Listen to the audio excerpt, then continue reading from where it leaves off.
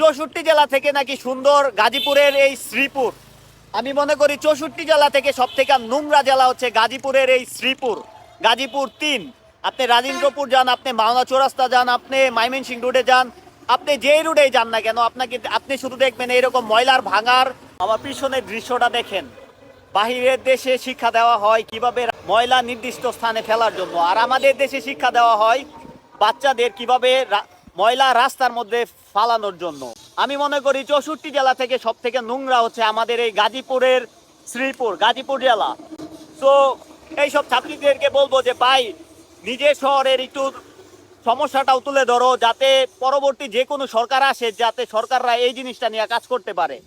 তো আমি পরবর্তী যে কোনো সরকার আসুক ওদেরকে বলবো যে গাজীপুরের যেই নোংরা নোংরা আমাদের গাজীপুর শ্রীপুর যেই নোংরা, সেই নোংরা জিনিসটা যেন দূর হয় এবং আমরা যাতে এরকম পরিবেশ আর না দেখি। জাস্ট চিন্তা করেন কি সিভিক সেন্স আমাদের দেশের ছোট ছোট বাচ্চাদের মাথায়ও ঢুকছে যে ময়লা ফালাইতে হবে রাস্তায়।